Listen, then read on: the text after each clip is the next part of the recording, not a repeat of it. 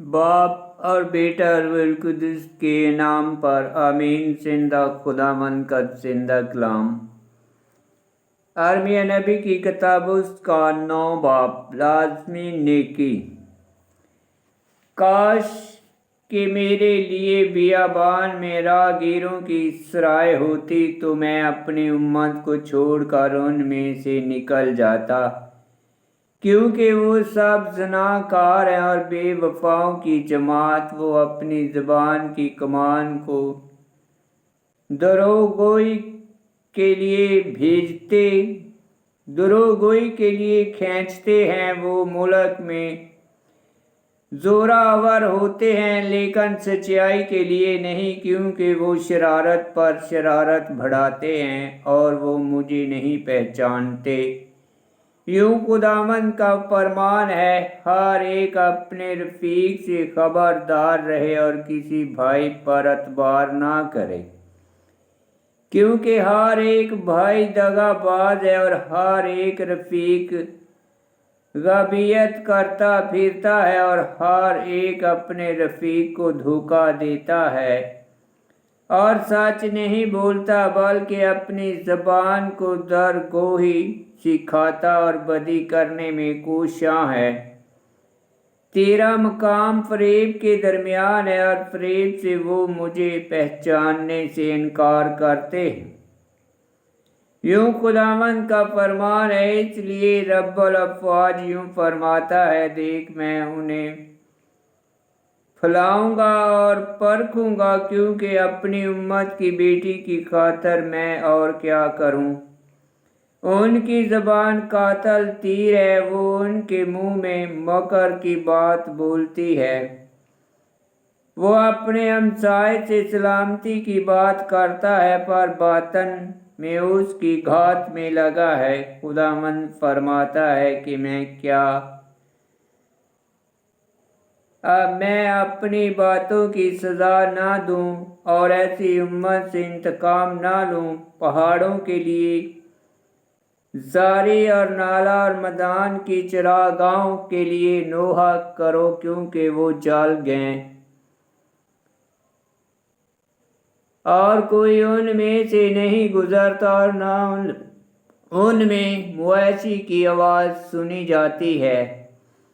ہوا کے پرندوں سے لے کر چرندوں تک سب بھاگ گئے اور جاتے رہے۔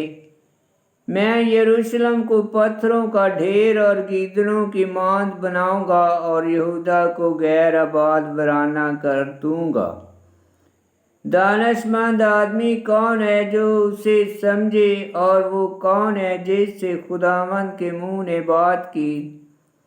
وہ بتائے زمین کیوں تباہ ہوئی اور چل کر بیابان کی مانند ہو گئی، یہاں تک کہ کوئی اس میں سے نہیں گزرتا۔ اور خداوند نے کہا، اس لیے کہ انہوں نے میری اس شریعت کو ترک کیا جو میں نے ان کے آگے رکھی تھی، اور میری آواز کے شنوا نہ ہوئے اور اس پر نہ چلے، بلکہ اس لیے کہ انہوں نے اپنے دلوں کی ضد اور بلیم کی تلقین کی، جس طرح ان کے باپ دادا نے انہیں سکھایا تھا۔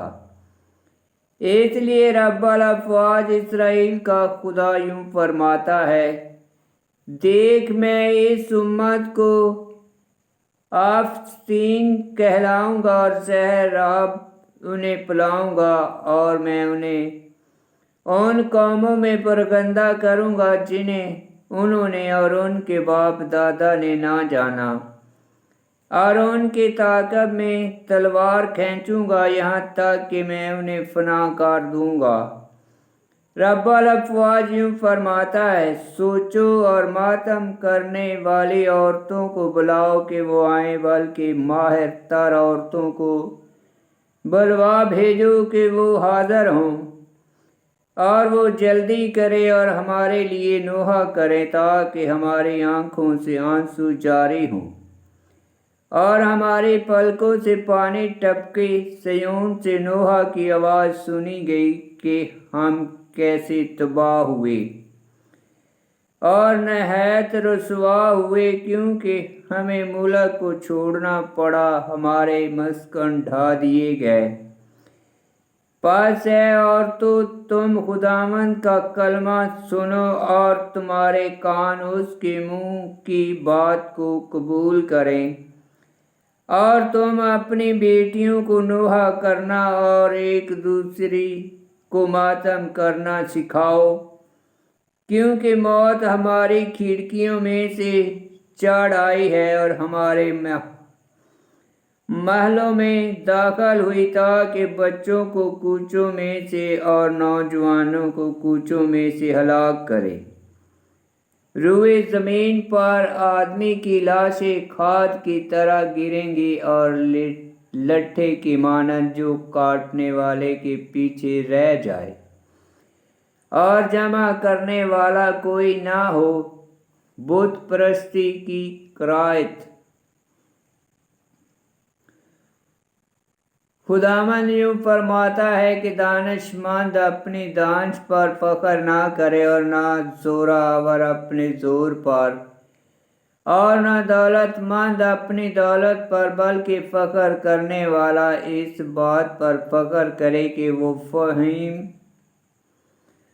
فہم ہے اور مجھے بتانا اور مجھے جانتا ہے، یعنی کہ میں خداوند ہوں جو رحمت اور عدل اور صداقت کو زمین پر جاری رکھتا ہوں، کیونکہ ان باتوں میں میری خوشی ہے۔ یوں خداوند کا فرمان ہے، دیکھ وہ دن آتے ہیں، خداوند فرماتا ہے کہ میں سب مختونوں کو ان کی نامختونی کے سبب سے سزا دوں گا، یعنی مصر اور یہودا اور ادوم اور بنی عمون اور مواب کو، اور بیابان کے ان سب رہنے والوں کو جو کان پٹیوں کے بال مونڈتے ہیں، کیونکہ تمام اقوام نامختون ہیں، اور اسرائیل کا تمام گھرانہ دل کا نامختون ہے۔ آمین۔ خداوند کا پاک کلام کا پڑھا اور سنا جانا باعث برکت ہو۔ خداوند تیرا شکر ہو۔ آمین۔ ارمیہ نبی کی کتاب اس کا 9 باب کی 23 آیت میں لکھا ہے، دولت مند اپنی دولت پر بلکہ فخر کرنے والا اس بات پر فخر کرے کہ وہ فہم ہے اور مجھے جانتا ہے، یعنی کہ میں خداوند ہوں جو رحمت اور عدل اور صداقت کو زمین پر جاری رکھتا ہوں، کیونکہ ان باتوں میں میری خوشی ہے۔ یوں خداوند کا فرمان ہے، دیکھ وہ دن آتے ہیں۔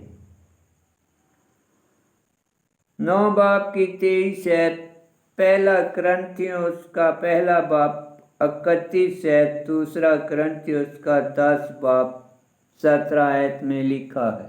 آمین۔